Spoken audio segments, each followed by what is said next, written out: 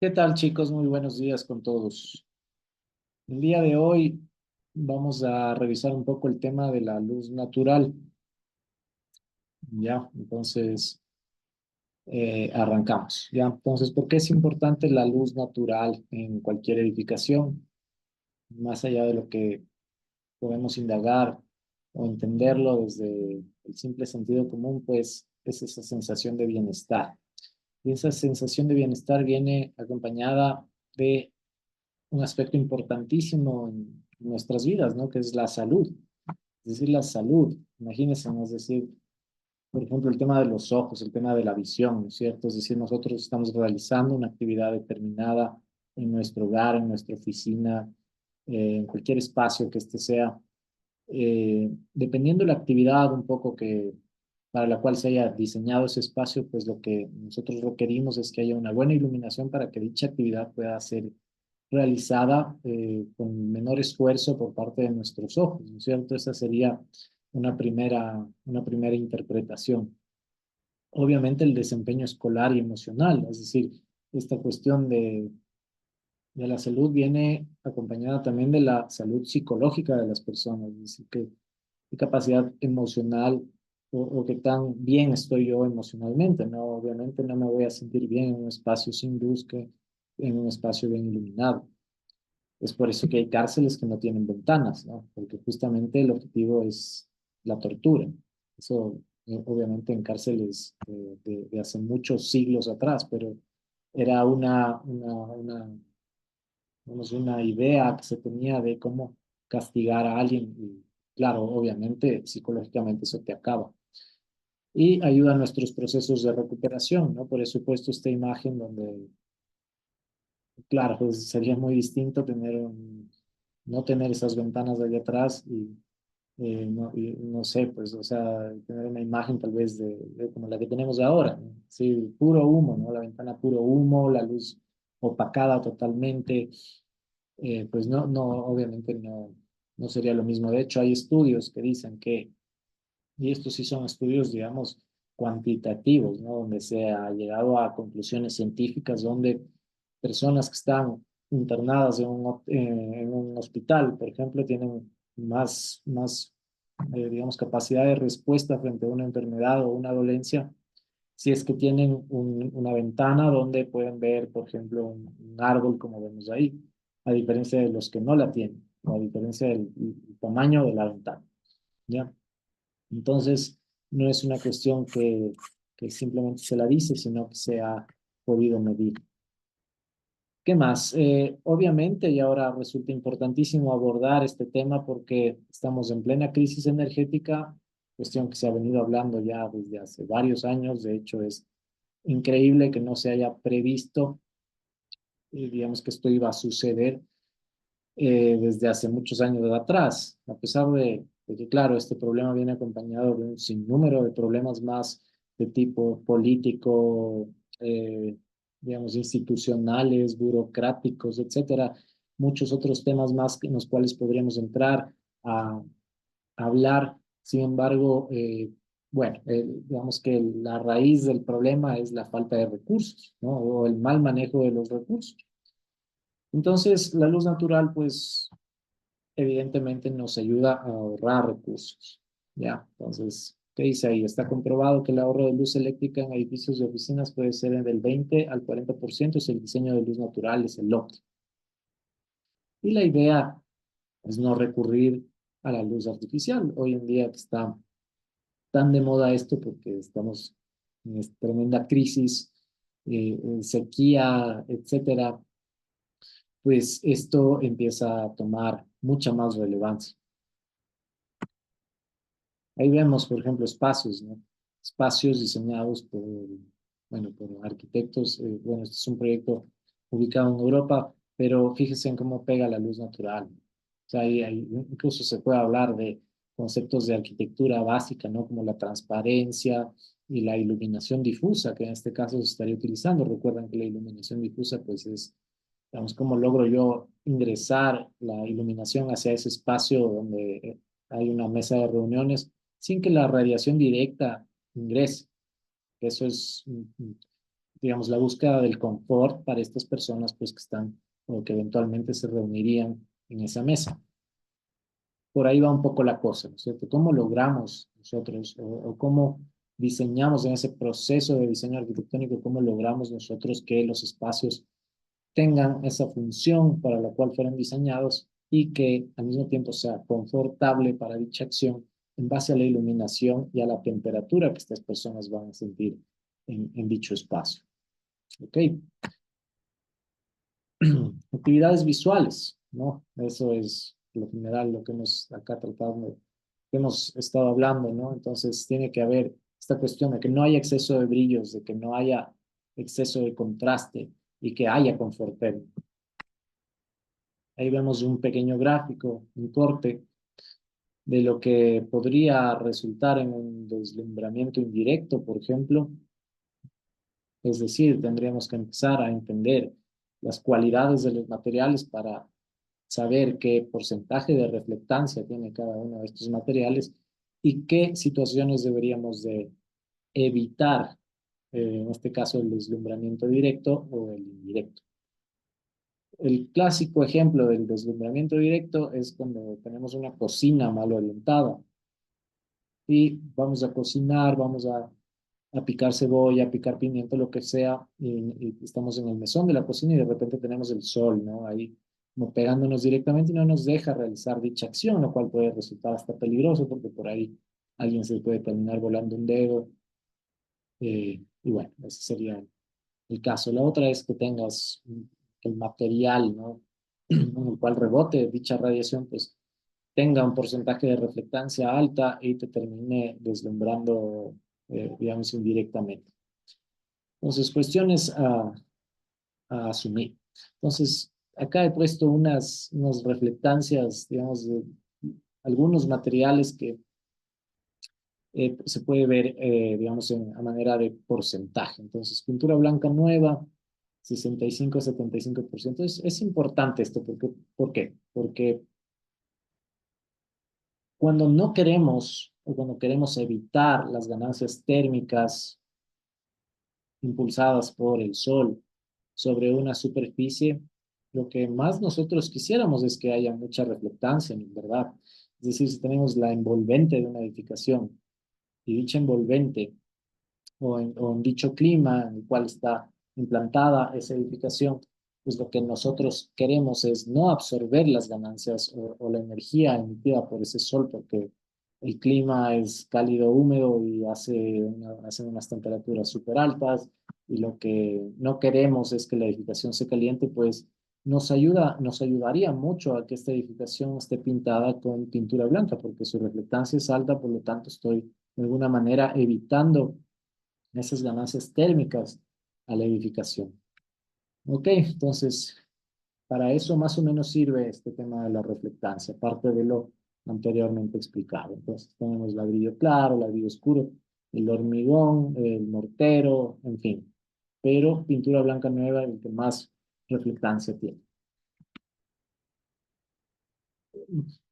Cambiándonos un poco o bueno, siguiendo más bien el mismo tema, pero dándole un enfoque distinto, cómo se calcula o cómo se interpreta esta cuestión de el factor de luz diurna, dice ahí. O sea, de hecho viene dado por una fórmula, bueno, nosotros podríamos calcularlo, sin embargo, la próxima clase les daré unos tutoriales de una página gratuita en internet para calcular estos datos.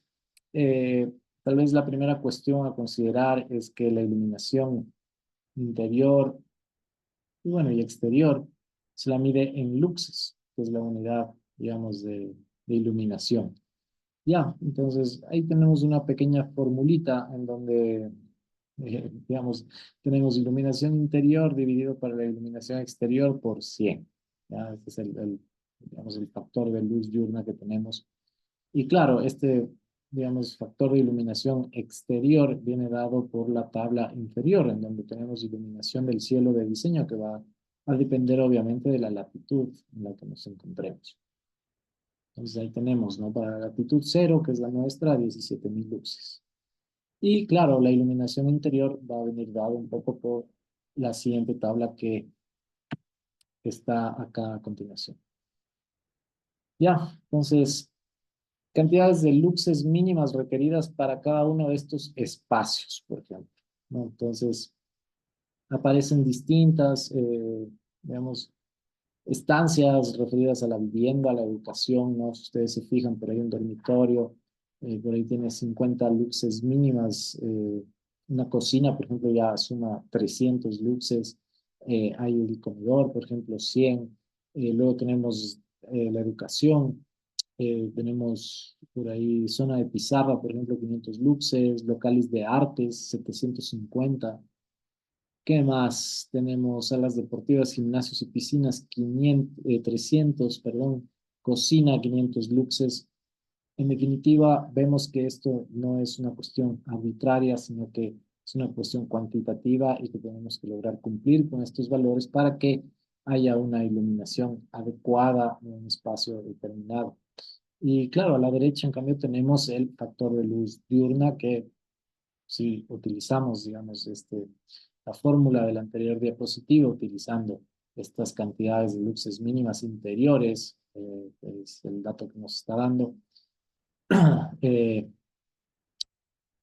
digamos, y claro, dividido para la iluminación del cielo de diseño para nuestra latitud y multiplicado por 100, pues es un poco de donde sale este valor de factor de luz diurna cual estamos viendo en pantalla y que también viene resumido en la siguiente tabla que podemos ver ahí.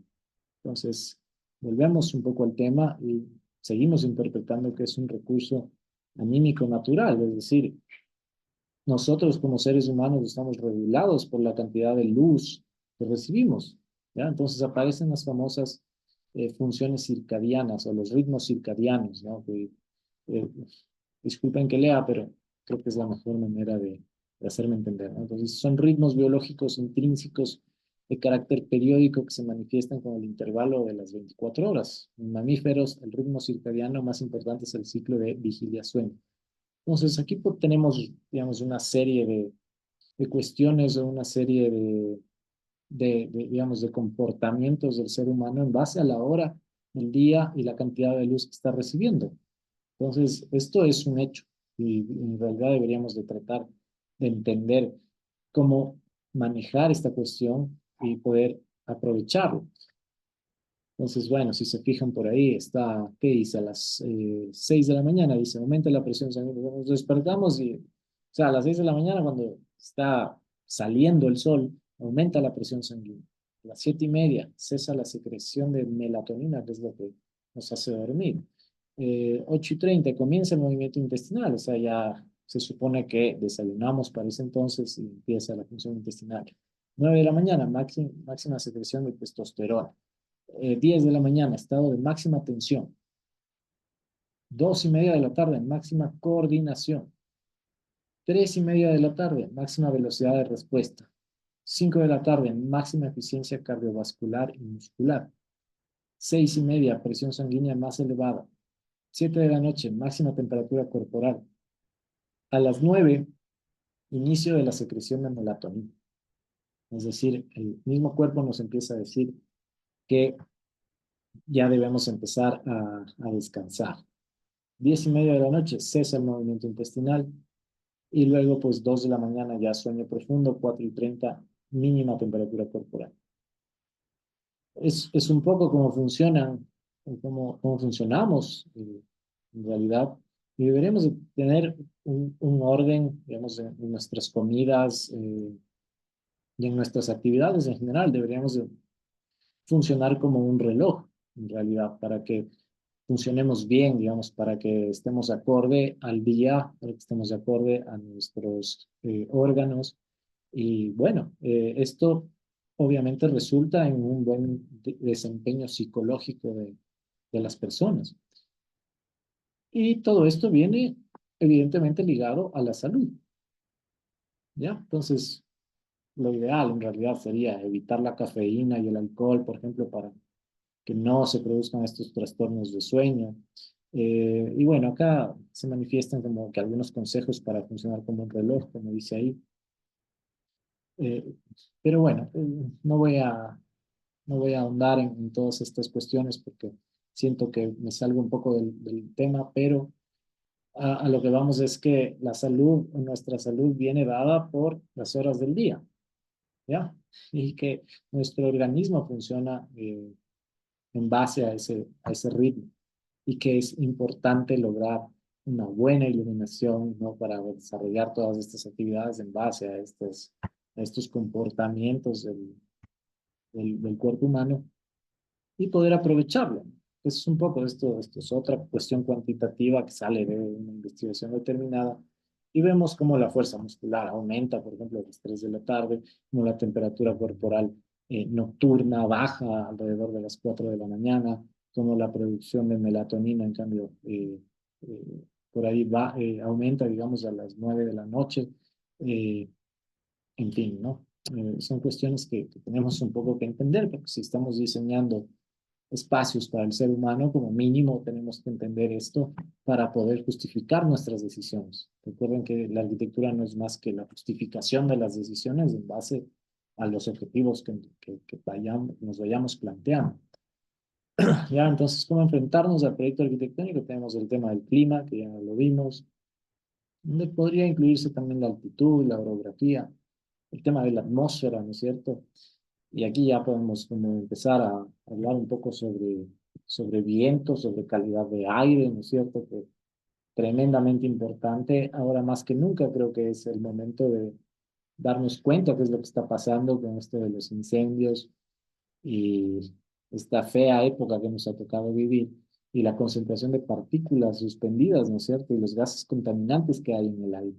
Importantísimo. O sea, si estamos hablando de salud, de las primeras cosas que me tienen a mí que preocupar y que yo tengo que poder entender es que la calidad de aire que haya adentro de una edificación va a ser fundamental para que esas personas que ocupen esos espacios estén saludables. Y de ahí nace toda esta cuestión, ¿no es cierto?, de la arquitectura sostenible, del uso de vegetación, por ejemplo, tanto al interior como al exterior.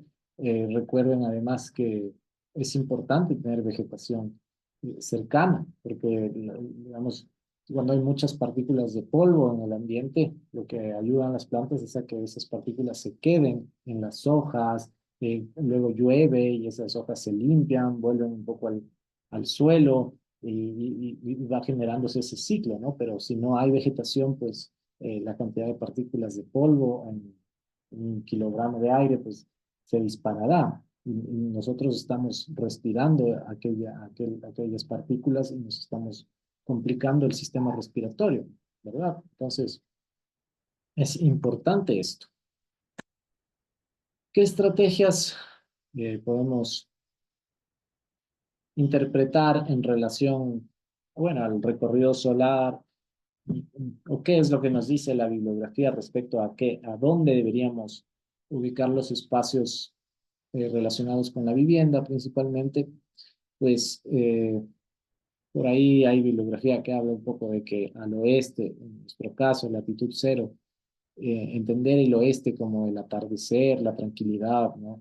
Tal vez se puede ubicar un estudio al oeste, ¿no? Donde haya o se maneje la luz difusa como una estrategia de diseño.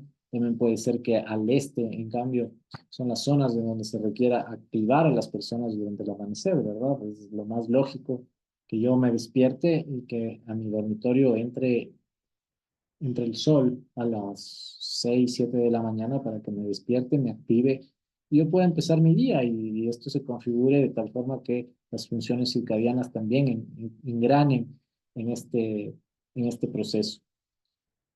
Obviamente tenemos también que entender el contexto, ¿no? Las obstrucciones, distintas edificaciones que puede haber alrededor, importantísimo de pensar. Entonces, ¿qué área se considera de luminancia útil desde la ventana hacia el interior? Este dato es importante, ¿no? Entonces, dado que mi ventana tendrá una altura determinada, seguramente con un antepecho, eh, la distancia que se considera útil desde la pared hacia el interior es 1.5 veces la altura de dicha ventana.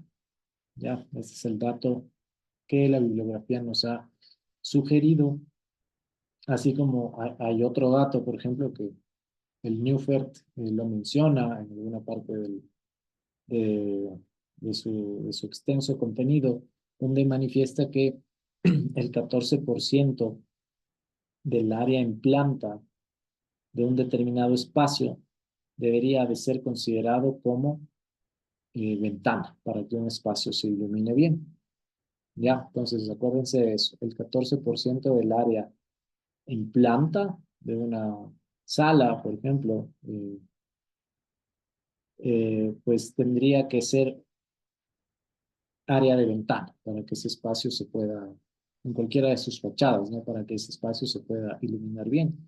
Y es válido, ¿no? En base a la experiencia que yo he tenido, me parece que me ha funcionado bastante bien ese porcentaje. En fin, tenemos los componentes de la iluminación, tenemos, bueno, conducción y transmisión. Dentro de la conducción dice espacios que van a distribuir y guiar la luz natural hacia el espacio aledaño, como pórticos, patios, galerías, filtrar, guiar, ¿no? Conducir, ¿no? Esa es un poco la, la idea, puede ser una contribución también al uso de la luz difusa, así como por transmisión, ¿no? Entonces, hay en transmisión dice elementos que van a transmitir la luz natural del exterior al interior. Esto, o sea, estamos hablando de la ventana como tal. O sea, que va a ser un elemento que va a transmitir la luz natural eh, a través de ese vidrio, digamos, de manera directa. Entonces, ahí se puede entender, ¿no? Como esos dos conceptos desde lo conceptual. Claro, y por otro lado tenemos los elementos de control, que son persianas, volados, pantallas, obstrucciones solares, que pueden ser dadas por el contexto, pueden ser dadas por cierta vegetación que hay alrededor. Hay vegetaciones, por ejemplo, que, como el arupo, ¿no es cierto? Yo he visto arupos que en verano floran, luego se les caen las hojas, eh, en fin, ¿no? O sea, pero la idea es un poco aprovechar o entender. Los arquitectos somos como todólogos, ¿no es cierto? Tenemos que saber incluso, digamos, este árbol que estoy planteando poner en un determinado lugar, a ver cómo funciona ese árbol, qué etapas tiene, cuándo va a botar hojas, cuándo va a estar a full, y cómo me va a ayudar eso a bloquear o a dejar penetrar la radiación solar al interior de la edificación, ¿no? Lo demás, pues ya son persianas, volados, digamos, que ya son elementos arquitectónicos, digamos que nosotros decidimos hasta dónde pueden llegar o cómo pueden ayudar a resolver estas, digamos, los objetivos que nosotros nos hayamos planteado una vez realizado el análisis del clima del lugar y una vez planteadas las estrategias de diseño, ¿no? Que persianas, volados o la forma de la edificación, bueno, viene a ser parte del diseño pasivo de una edificación. ¿Qué más? Sería bueno tener como objetivos lumínicos. El momento previo de arrancar un proceso de diseño, pues es bueno plantearse, ¿no? Como todo en la vida, en realidad. Todo lo que se empieza a hacer, pues es como más fácil y nos ayuda a guiarnos un poco más durante el proceso, plantearnos objetivos antes para poder saber qué queremos, para poder tener objetivos claros y tener resultados óptimos en base a esos objetivos, ¿no? Y por lo tanto, conclusiones medibles de si logramos o no determinado objetivo, ¿verdad? Entonces, sería bueno plantearnos, ¿no? Entonces, vamos a diseñar un centro cultural, ¿verdad? Entonces, bueno, a ver, ¿qué objetivos lumínicos tengo para el centro cultural? ¿Qué me dice la tabla en relación a los distintos espacios que yo voy a plantear? ¿Qué cantidad de luces voy a necesitar? Y cómo lo voy a lograr, ¿no? Desde lo formal, desde lo tectónico, etcétera, ¿no? Entonces, bueno, es importante esto de los objetivos, plantearse objetivos antes de iniciar un proceso de diseño, me resulta súper eh, colaborativo, ¿no? A nivel urbano, podríamos interpretar esta cuestión? Un problema que se puede eventualmente dar, especialmente en ciudades grandes, ¿no? Donde hay edificios en altura. Y, y bueno, la cercanía de todos estos edificios pues hacen que le quiten a cada espacio habitable el derecho al sol. Y eso es fatal. Pues. O sea, que vengan y te construyan un edificio enfrente y ya no ingresa el sol a tu edificación, definitivamente te quita calidad de vida, te quita un poco de salud también, porque el sol nos ayuda a matar ciertas bacterias, digamos, tiene una acción desinfectadora importante sobre las superficies de las cosas. Por lo tanto, hace que un espacio que sea impactado por la radiación, pues sea un espacio saludable. Debería haber una ordenanza, ¿no? Donde se plantee que haya un espacio mínimo o haya una distancia mínima para poder construir un edificio cercano a otro. Entonces puede ser, de hecho, debería ser, ¿no? 1.5 veces, si mal no recuerdo, la altura del edificio para poder construir otro edificio, ¿no? Pues tiene que haber ese derecho al sol entre edificaciones. Ya, entonces digamos, para pensarlo, ¿no? Eventualmente, cuando vemos este tipo de imágenes. Posibles soluciones que se pueda dar al tema de la iluminación natural. Hay algunas posiciones, digamos, o situaciones a nivel constructivo que se podrían establecer. Este es uno de los más, o bueno, una opción en donde se logra construir una especie de ducto con evidentemente con un material que tenga una alta reflectancia y pueda, digamos, a manera de espejo, ir rebotando los rayos solares para lograr finalmente iluminar un determinado espacio. Es una cuestión válida, hay proyectos, digamos, de mayor envergadura que han logrado, a partir de la geometría solar, incluso enfatizar ciertas cuestiones o ciertos detalles, ¿no? Que por alguna cuestión o objetivo arquitectónico puntual yo quiera, yo quiera protagonizar, ¿no? Como sucede en el Panteón de Roma, por ejemplo, eh, digamos, tiene estos distintos usos, ¿no? Puede ser una cuestión de simplemente quiero iluminar un espacio o puede ser una cuestión de yo quiero enfatizar, ¿no? Cierta cuestión referente a algún tema determinado que mi proyecto amerite. Bueno, la luz sale de, digamos, de un sol entre miles de millones de soles, lo cual es increíble porque somos un montón de galaxias y bueno, si nos ponemos a pensar y nos ponemos filosóficos al respecto, pues es increíble que nosotros tengamos la oportunidad de vivir en un planeta que está a una distancia perfecta para que la vida exista, eh, a una distancia perfecta referida hacia el Sol, me refiero, ¿no? Entonces, que esta estrella, que es un montón de energía, esté a la distancia perfecta para que nosotros podamos tener vida, es algo increíble dentro de esos millones de soles que existen.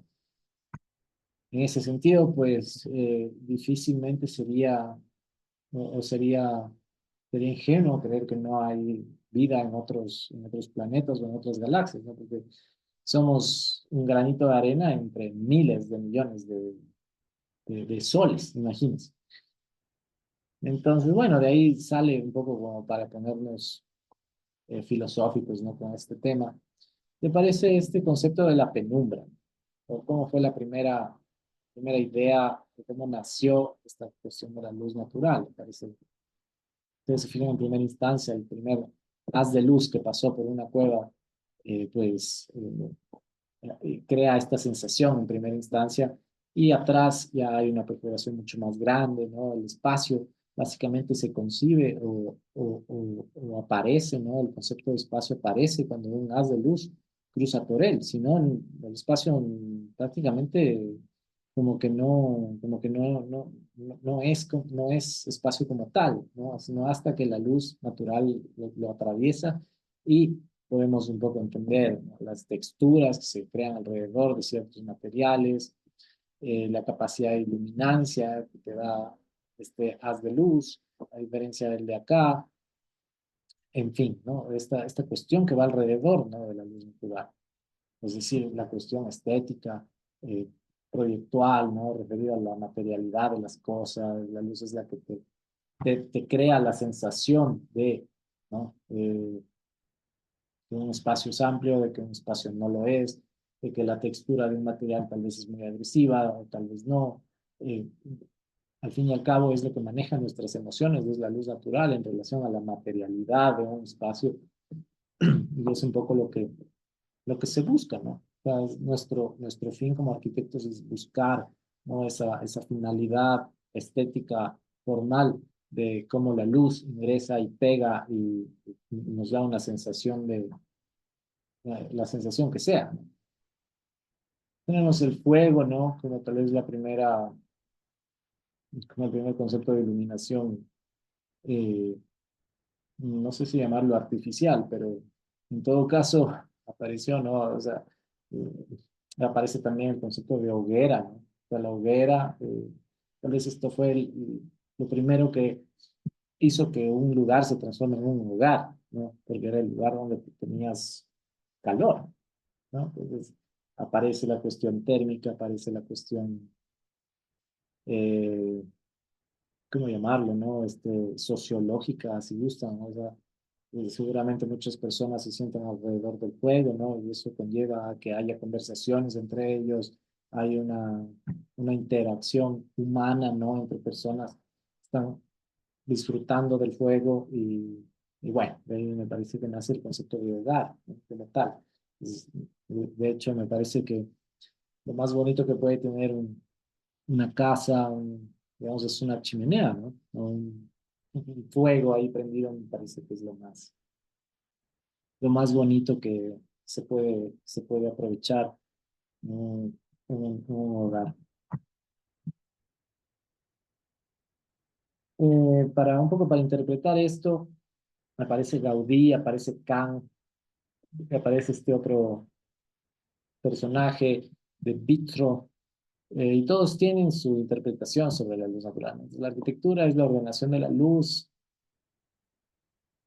la es el juego de la luz. A ver, perdón, la arquitectura es la ordenación de la luz, la es el juego de la luz. Bueno, vamos a obviar un poco este comentario, pero lo que sí les recomiendo es que si alguna vez tienen la opción de conocer una casa de Gaudí, eh, lo hagan, porque Gaudí tiene muchas cuestiones, ¿no? El manejo de la luz natural es una de ellas, porque, digamos, Gaudí, digamos, construyó hasta antes de su muerte, digamos, casas de no más de 3 o 4 pisos. Y es interesante porque las ventanas eh, se van haciendo más grandes a medida que, digamos, la altura hacia el piso baja. Es decir, las primeras plantas, planta baja, segunda planta, digamos, ya las ventanas empiezan a ser como un poco más grandes, ¿no? A diferencia de los pisos de arriba, que son las ventanas un poco más pequeñas, porque él se daba cuenta que en la parte superior, ¿no? Donde digamos, había más contacto con el exterior, ¿no? Con el cielo abierto, pues entraba más iluminación. A diferencia de la que estaba en planta baja, pues no entraba tanto, no tenía tanto acceso a la iluminación natural, entonces la diseñaba un poco más grande para que logre captar mayor iluminación. Entonces, es bien bonito conocer las casas de Gaudí, no solo por eso, sino por la cantidad de creatividad que llevan de por sí. De hecho, cuando uno sale de una casa de Gaudí, uno sale inyectado creatividad. Es una locura lo que provoca, ¿no? Eh, y bueno, en fin, Louis Kahn por ahí dice, no puedo definir el espacio como tal si no tiene luz natural. Otro grande de la arquitectura por ahí que interpreta el espacio eh, únicamente con luz natural. Creo que está claro. Luego, Ditzro dice, la luz controla a la gente, el comportamiento y las emociones de la gente. Puede hacerla aún más feliz. En mis proyectos de iluminación pienso en la gente, en lo que están haciendo, en lo que hacen aquí y y en por qué lo hacen. Me pongo en el lugar de la gente que trabaja en ese lugar. Importantísimo. Y aquí podríamos hablar de la iluminación artificial también. ¿Qué viene a ser importante? Porque sigue siendo, se maneja, digamos, de manera artificial, valga la redundancia, pero al igual que la luz natural genera emociones, es toda una maestría en realidad la iluminación. Podemos hacer una maestría únicamente en iluminación usando este programa que se llama Vía Lux, en donde, y claro, programa que también simula la iluminación natural, pero está bastante enfocado en cuestiones de iluminación artificial. Entonces, claro, una iluminación por ahí que esté apuntando al piso, ¿no es cierto? Va a depender un poco el color, ¿no? La cantidad de bats que tiene cada uno de los focos, etcétera, va a crear una sensación determinada. ¿Ya? Claro, él dice, y me pongo en el lugar de la gente que trabaja en ese lugar. Entonces, claro, las personas que trabajan en un determinado lugar eventualmente van a necesitar iluminación artificial. O sea, siempre hay la persona que trabaja hasta de noche, clásico de arquitectos. eh, y bueno, ¿cómo puede ser esa iluminación lo más amigable posible para que incluso nuestro rendimiento sea mayor y que no nos estemos cansando o con los ojos eh, ya desgastados, ¿no? En un cierto periodo de tiempo, porque ya pasamos tanto tiempo en la computadora, ya faltó iluminación por ahí, en fin, ¿no? Es un tema que debería de manejarse con pinzas, pues para que esas personas incluso puedan llegar a tener su mayor rendimiento posible. Entonces, ¿qué propiedades tiene la luz? ¿No? La luz pura crea desierto, la luz sólida focaliza, la luz difusa desorienta. Por ejemplo, ahí tenemos un poco de luz tapado por un muro. Esto crea esta situación eh, eh, como que da una sensación, ¿no? eh, ¿Cuál es la palabra por ahí? Tal tal vez pueda ser de, de miedo, se me ocurre, tal vez alguna cuestión relacionada con la ambigüedad, ¿no? Pero bueno, en realidad es una luz difusa que no es directa, evidentemente, y pasa, pero sin embargo sigue pasando y nos ayuda. Esto es muy utilizado especialmente en museos, museos donde tienes que tener mucho cuidado con las obras que expones y la radiación directa no les puede pegar. No se diga un óleo, por ejemplo, ¿no? O alguna obra que tenga algún material que requiera mucho cuidado. Eh, los arquitectos para poder diseñar museos usan mucho o se valen mucho de la iluminación difusa para que no haya problemas con las obras que se almacenan en dichos museos. Bueno, ahí se habla un poco sobre eso, ¿no? La luz difusa ilumina sin focalizar atención, genera ambiente, atmósfera que deslumbra, potencia las texturas de los materiales también. La luz sólida, que es cuando vemos la radiación así pegando con todo, es, dice, se pierden los tonos medios y la luz se vuelve protagonista, realza los espacios en sombra, conscien- conciencia del paso del tiempo. Esta conciencia del paso del tiempo es importante, ¿no? Que, eh, claro, es distinta la mañana de la tarde y a la final, la cuarta dimensión de la arquitectura es el tiempo, ¿no? Ya, eh, por lo general se construyen cosas planificadas para que duren muchos años, o al menos esa es la idea, nadie quiere construir, hacer el esfuerzo de construir para que dure, yo que sé, un año, ¿no? O sea, si ya alguien hace el gasto de construir algo, pues que sea lo más prolongado posible. Esa siempre va a ser la búsqueda. Entonces, ahí entra el tiempo como la cuarta dimensión. Pues lo que marca el tiempo es el recorrido del sol. Y por eso los incas adoraban al sol, porque ellos veían que con el sol era lo que regía sus cultivos, que el sol era lo que regía su día. Y bueno, eso tenía mucho sentido. Pero esta sensación de conciencia del paso del tiempo me parece importante, no solamente desde el punto de vista filosófico, sino también desde el punto de vista ancestral, ¿no? Remarca contornos y relaza la rugosidad de los materiales. Dice. Por ejemplo, esta pirámide de Yuculcán en Yucatán, en México. Este, fíjense en cómo pega la sombra en esta parte de acá. Y me parece que en el solsticio, si mal no recuerdo, en el solsticio de invierno, es el 21 de diciembre, esta pirámide fue construida de tal forma que la sombra que proyecta esta esquina se transforme en el cuerpo de esta serpiente, ¿no? Que termina de concluirse con esta cabeza que a manera de escultura nos da esa interpretación.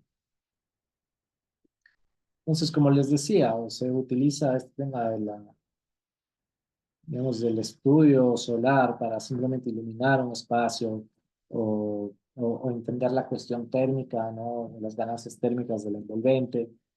Eh, También tiene este otro lado, ¿no? Que es, podríamos llamarlo, entre comillas, artístico, es decir, esta sombra cómo va a pegar, qué quiero yo realzar tal vez de una edificación, ¿no? Por ahí la conceptualización de una edificación puede ser resuelta de esta manera. Y bueno, y no es algo nuevo, evidentemente, como podemos ver aquí. Los incas también usaban mucho eso, ¿no? Parece que más adelante hay una interpretación sobre la arquitectura inca, pero bueno, también está el panteón romano o el panteón de Agripia, donde, fíjese, ¿no? Acá en cambio se busca realzar algo. Entonces, ahí va, y obviamente esto marca digamos, el paso del tiempo, ¿no? Sobre una edificación. Entonces, está hecho, justamente, claro que para ese entonces fue todo un dilema constructivo, ¿no? Estamos viendo un cilindro que me parece tiene entre 30 a 35 metros de diámetro y para la época fue todo un desarrollo tecnológico constructivo extremadamente eh, retador, ¿no? Para la época, todavía usaban hormigón, ¿no? Pero no el hormigón que nosotros conocemos. Por ahí usaban ceniza volcánica, ¿no? Para lograr el cemento y la mezcla. Pero bueno, en realidad lo que nos compete a nosotros es, digamos, ese hueco, ¿no? Planificadamente se ha dejado para que el sol ingrese y marque estas pinturas, ¿no? Que están al interior de la edificación. Y bueno, y por otro lado nos vaya marcando el paso del día y del tiempo, ¿no? En él. Además, acuérdense que esto es eh, digamos, un equipamiento religioso que tiene un poco esa connotación de lo espiritual y y bueno, ¿qué sensación provocas, ¿no? Esa sensación de grandeza, cómo se representa de alguna manera digamos, al Todopoderoso, etcétera, pues es el manejo de la luz lo que va a terminar dando la sensación a los usuarios y esta fue la manera de resolverlo desde ese punto de vista en ese momento, bajo este gran reto constructivo que resultó ser el Panteón Romano. Eh, bueno, y acá, bueno, lo que ya dije, ¿no? Era espacio de silencio y contemplación. Por ahí, eso es importante. Fíjense en cómo pega la luz, ¿no? Como esos nichos de repente se quedan una parte en sombra, otra parte iluminados, en fin. Ahí un poco lo que ya habíamos visto. Ya tenemos Machu Picchu, por ejemplo, ¿no? Pues, okay. La ventana alineada al sol durante el solsticio de invierno del, del Templo del Sol, justamente, ¿no? Bueno, hay algunos arquitectos en realidad que han, han tomado digamos, esta visión de cómo entender la geometría solar para lograr que eh, este tipo de realces hacia un determinado objetivo, ¿no?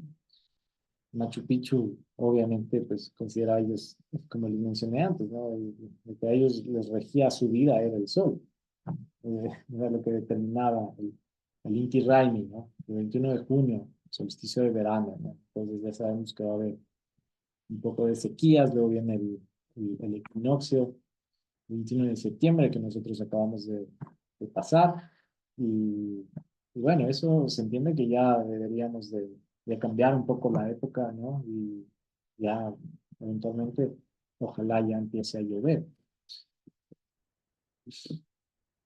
Bueno, Le Corbusier también tiene algunas o muchas interpretaciones, ¿no? De eso de luz natural. Por ahí tenemos el uso del encofrado. Fíjense en cómo queda el encofrado en el hormigón. Esto genera una textura, esto te crea la sensación de espacio. No se diga el uso del color. El uso del color también viene dado por toda una teoría, ¿no? La teoría del color y la psicología del color. No solamente hay una teoría, ¿no?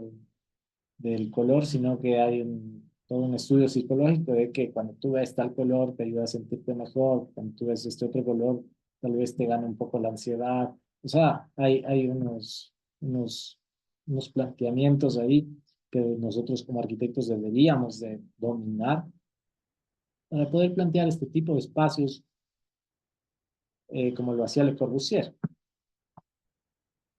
Claro que acá hay unas plataformas, ¿no? Y aquí ya podemos empezar a hablar del cambio de plano en el espacio que eh, colaborado o ayudado, ¿no? Por el buen manejo de la iluminación natural, crea ciertas sensaciones también.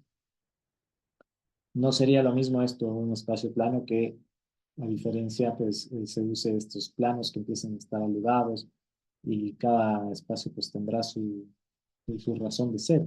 Pero la arquitectura es el juego sabio, correcto y magnífico de los volúmenes bajo la luz. Importantísimo, ¿no? Otra vez Le Corbusier, y fíjense en esa sensación de penumbra, de oscuridad. Peter Zumthor por ahí también tiene unos manejos de iluminación natural súper marcados, en este caso de iluminación difusa, ¿no? Acá apoyado un poco por la iluminación artificial también, una manera de verlo, ¿no? Francis Queré fue ganador del Pritzker de la arquitectura, me imagino que lo vieron. Y él dice, la arquitectura es el arte que entrega energía, que hace que la gente se sienta orgullosa. Imposible no entender el uso de la luz natural bajo esas palabras. Y hubo un proyecto por ahí con el que de hecho ganó el Pritzker y resulta interesante desde el punto de vista de la iluminación. Entonces él lo que hizo fue utilizar unas vasijas de barro que tenía su comunidad y bueno, las pusieron ahí como vemos durante o antes de la fundición, ¿no? Entre el armado del hierro y creó esta sensación. Él decidió ingresar la luz de esa manera. Claro que es un clima súper agresivo, ¿no? Súper caliente en África.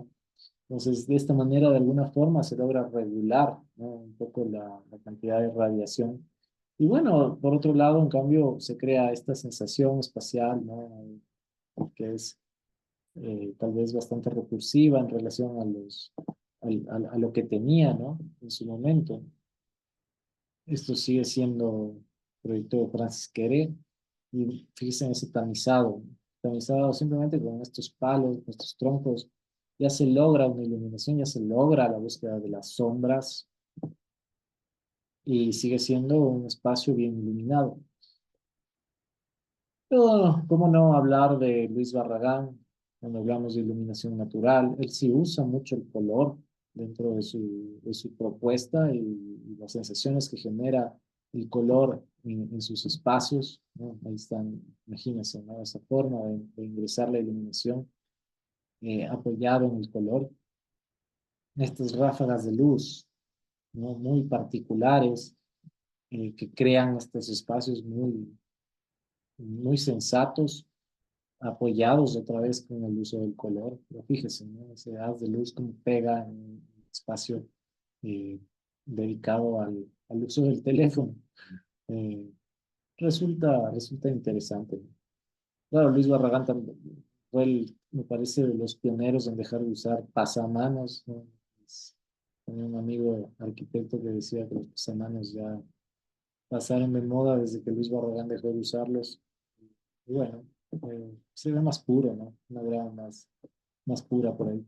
Fíjense en esta entrada de luz, ¿no? O sea, ese detalle arquitectónico de permitirte, digamos, crear esta sensación de excavación en una fachada para que la luz te ingrese por acá, ¿no? Entonces hay otra vez ese manejo de cómo hago yo que la luz ingrese no de manera directa, pero aprovechando la reflectancia de los materiales, aprovechando el color de los materiales, qué sensaciones específicas vamos logrando. Bueno, ahí hay un enlace, si quieren conocer un rato la casa de Luis Barragán de manera online. Otro ejemplo que parece importante es Salmona. Rogelio Salmona en Colombia tiene, tiene estas interpretaciones, por ejemplo, este gran ingreso de luz natural por el techo, esta cuestión de lo semipermeable, ¿no? También podríamos hablar de esos conceptos arquitectónicos que son un poco más relacionados con las relaciones espaciales. ¿Qué buscamos? ¿Qué tipo de transparencia queremos lograr? Algo parecido a lo del Panteón Romano. Los espacios oscuros también se ven, ¿no?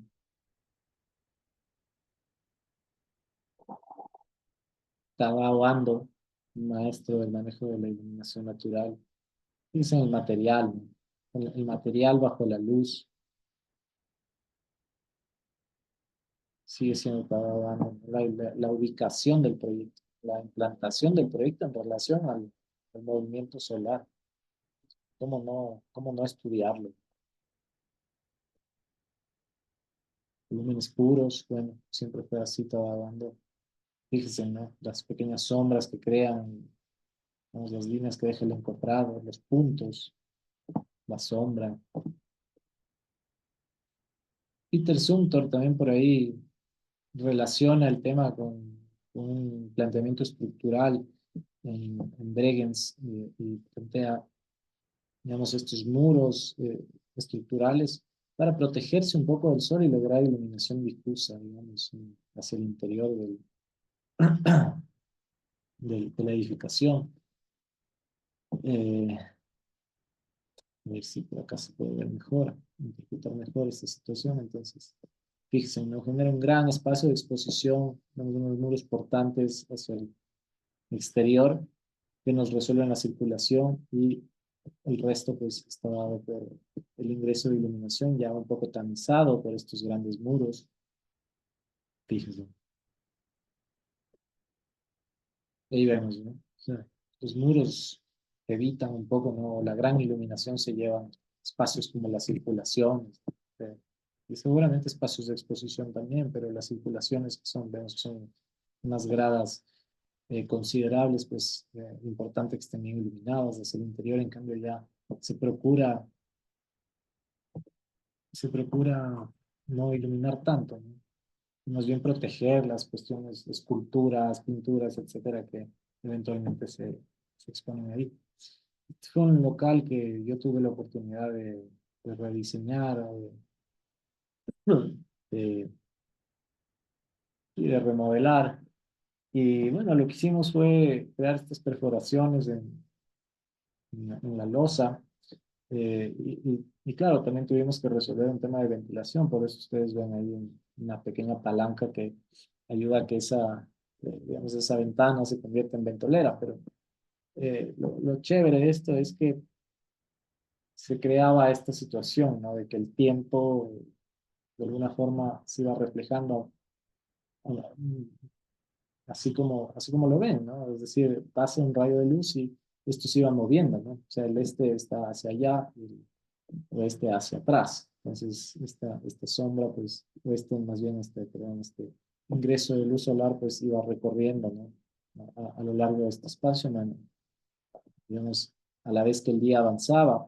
Este otro ingreso que ustedes pueden ver acá, pues, es también, digamos, en el otro sentido.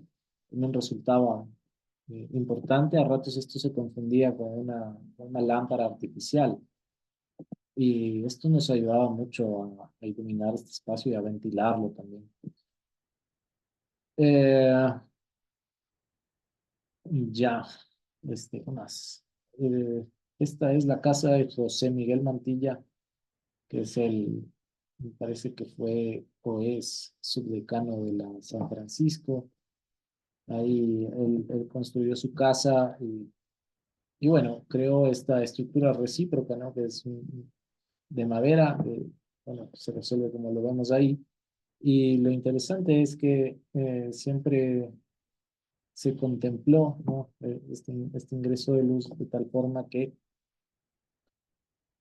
eh, en el equinoccio, pues pega el sol de esa manera y él algo pone aquí que dice equinoccio 2, 2017.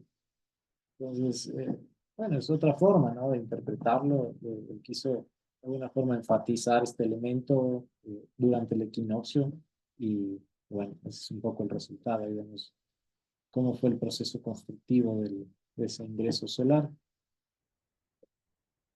Y bueno, eso sí, así concluimos esta exposición sobre luz natural.